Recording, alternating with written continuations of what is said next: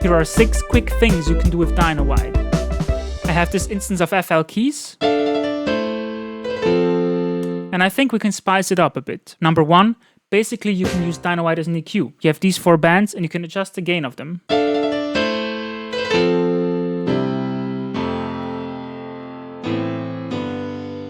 And you can move the crossover filters, of course.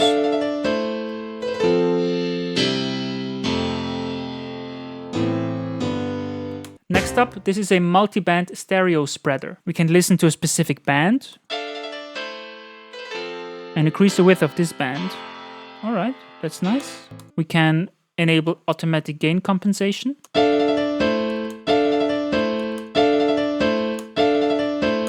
And if you're worried about mono compatibility, you can enable these width limiters. They make sure that the side signal doesn't get louder than the mid signal, so you just can't push the width to unreasonable levels if you want to make sure that in mono it sounds comparable to stereo.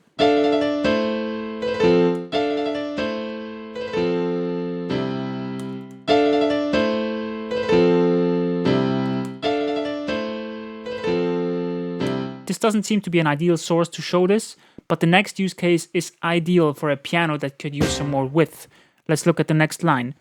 We have Multiband Pan. And if you imagine sitting in front of a piano, on the left side you're going to have the lower notes, on the right side you're going to have the higher notes. So if we solo this band, for example, this is where most of the higher notes will sit. We can pan this to the right. And this band is where most of the lower notes will sit. We can pan this to the left.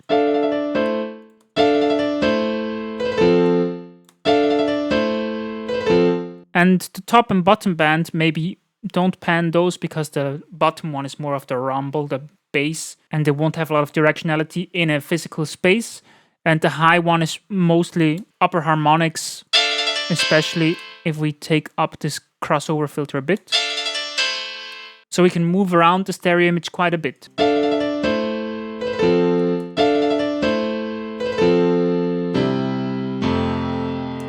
Next up we have depth, and I think that sounds pretty good on drums. I have this M drummer loop.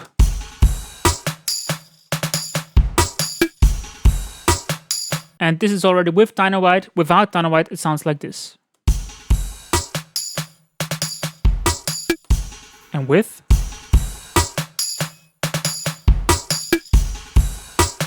As you can see, I maxed out the depth on all bands and I also added some stereo width. If we just listen to this band,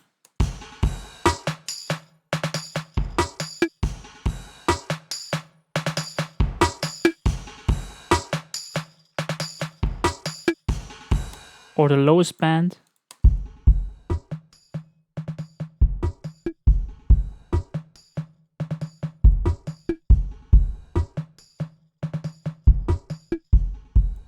what this does is it blends in some sort of convolution that makes the sound appear to have more depth. And I think it really works quite well, but it's also quite subtle. Now let's look at this morphine bass.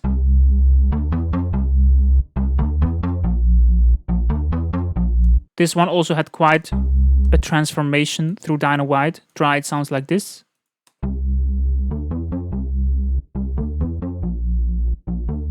And with Dynawide.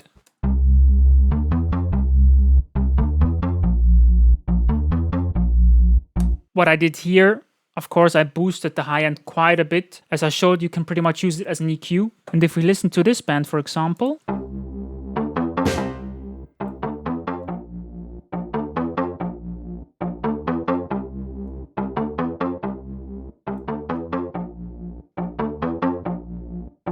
there's some harmonics introduced with the heat. So you're saturating the signal, you're making it a bit more complex, but it's still quite subtle, so you don't really have to worry that you would overdo it. Even if you max out all of the knobs, you're probably not going to overdo it too much.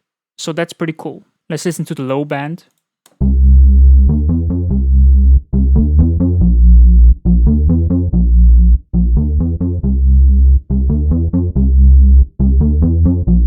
The bass gets a bit gnarlier, right?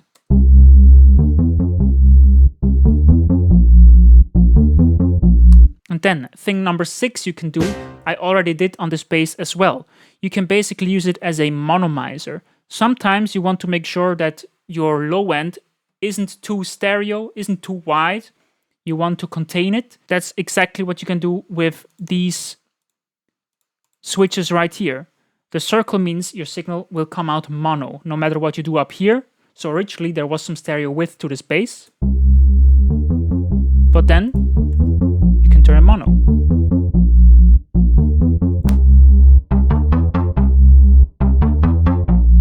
I made this loop right here.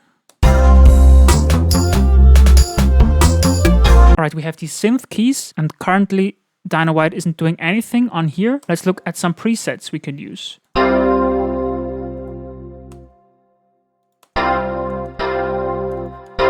That's nice. Let's keep that. So I have 4 instruments. Let's hear it with all instances of Dynawide bypassed. On the bass and on the lead. Without Dynawide.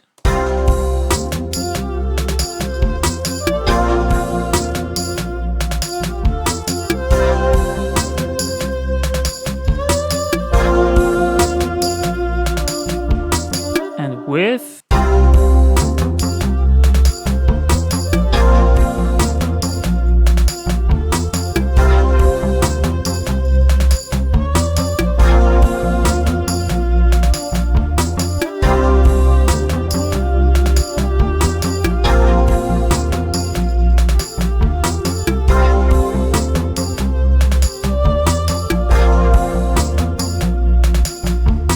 Alright, that's WA Productions Dynawide. I have been Sylvan from the channel Sand to Sound Factory. Thanks for watching. Thanks WA Productions for having me. Bye!